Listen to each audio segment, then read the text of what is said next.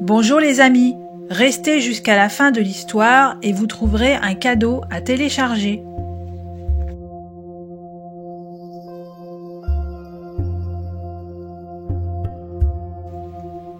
Pour vous parents, ce conte, adapté du recueil Histoire comme ça, en 1902, de Rudyard Kipling, nous parle de l'importance de la curiosité.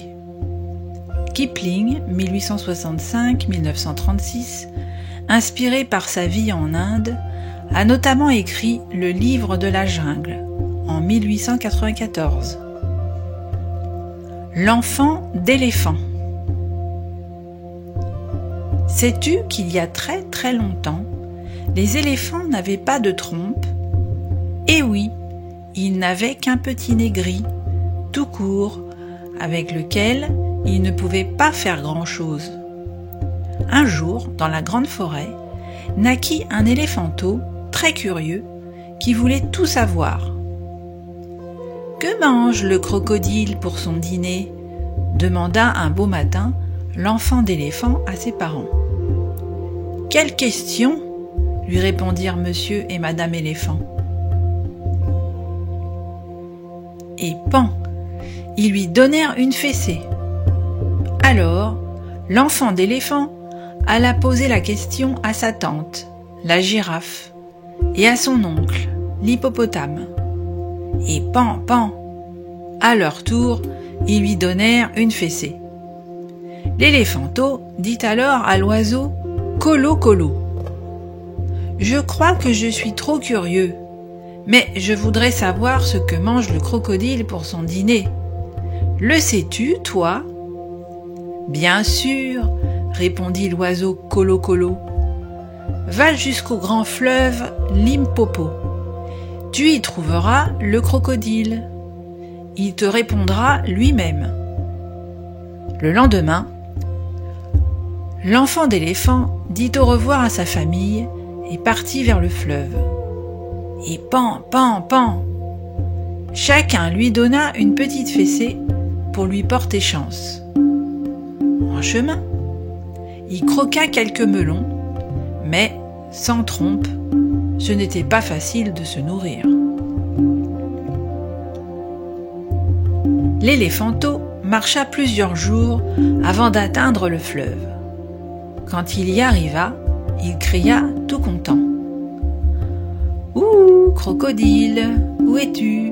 Montre-toi !» L'enfant d'éléphant n'avait jamais vu de crocodile de sa vie. Personne ne lui répondit, mais il tomba nez à nez avec le serpent. « Pardon de vous déranger, » lui dit-il, « je cherche le crocodile. »« Le crocodile ?» répéta le serpent.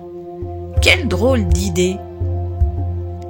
Je voudrais savoir ce qu'il mange au dîner. » Et pan, le serpent donna un grand coup de queue à l'éléphanteau, qui ne s'y attendait pas. Décidément, pensa-t-il, tout le monde s'est mis d'accord pour me donner la fessée. Dépité, mais rempli de curiosité, il longea le fleuve. Il vit un tronc d'arbre et posa la patte dessus.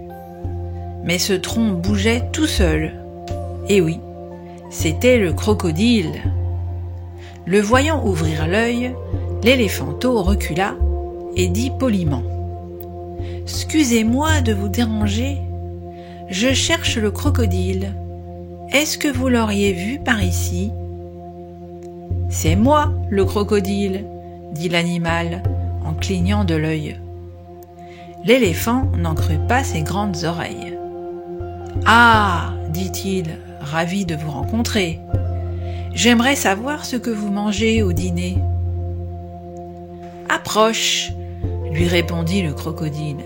« Je vais te le dire en secret. » L'enfant d'éléphant était si curieux qu'il approcha sa tête de la gueule du crocodile. « Eh bien !» s'écria celui-ci. « Aujourd'hui, je vais commencer mon dîner par de l'enfant d'éléphant. » Et clac, il attrapa le petit nez gris entre ses dents pointues. L'éléphanteau hurla. « Oh, grenouille, lâchez-moi! Vous me faites mal! » Alerté par ces cris, le serpent arriva à la rescousse. « Tiens bon, petit, ou ce crocodile te plongera dans la rivière. » Alors l'enfant d'éléphant tira. De son côté, le crocodile tira. Et le nez de l'éléphanteau s'allongea. L'enfant d'éléphant tira encore. De son côté, le crocodile tira aussi. Et le nez s'allongea encore plus. « Tiens bon, petit !» sifflait le serpent. Pour finir, le crocodile lâcha le nez de l'enfant d'éléphant et plouf, il tomba à la renverse dans le fleuve. L'éléphanteau remercia le serpent et soigna son pauvre nez tout allongé. Il l'enveloppa dans des feuilles de bananier, puis il le fit tremper dans le fleuve. « Qu'attends-tu » lui demanda le serpent au bout d'un moment. « Que mon nez redevienne comme avant » répondit le petit éléphant. Mais son nez restait tout déformé. À force de tirer dessus, le crocodile en avait fait une trompe. Peu après, un moustique lui piqua le cou. Alors, vlan, sans réfléchir, l'enfant d'éléphant leva sa trompe et l'assomma. « Bravo !» siffla le serpent. « Tu n'aurais jamais pu faire ça avec ton petit nez d'autrefois. Allez, mange un peu, tu dois reprendre des forces pour rentrer chez toi. » Alors, avec sa trompe toute neuve et si pratique, l'enfant d'éléphant cueillit des fruits sur les arbres et arracha de la belle herbe verte. Comme il se régalait! Puis il dit au revoir au serpent et prit le chemin du retour en balançant joyeusement sa trompe. Quand il arriva chez lui, ses parents l'embrassèrent, puis ils voulurent lui donner une fessée pour punir sa trop grande curiosité. Mais pan, cette fois, c'est l'éléphanteau, avec sa trompe toute neuve, qui donna une petite fessée à son papa et à sa maman. Juste pour rire.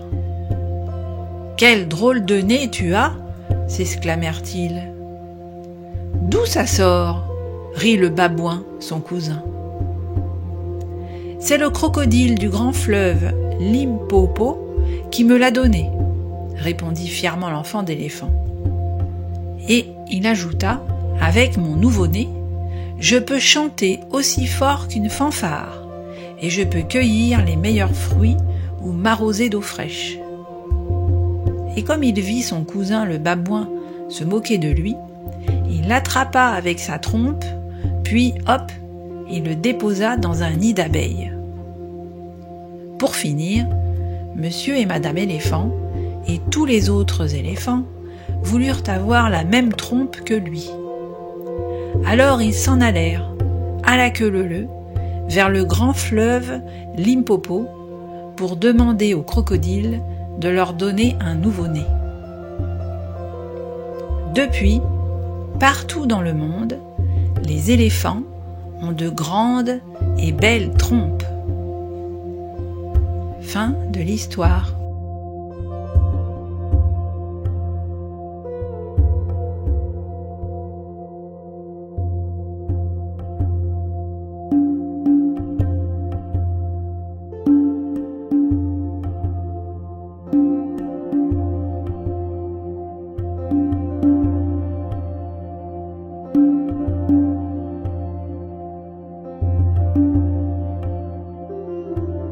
Et pour ne louper aucune histoire, vous pouvez vous abonner à la chaîne, activer la cloche pour être informé des nouveautés et mettre un pouce en l'air.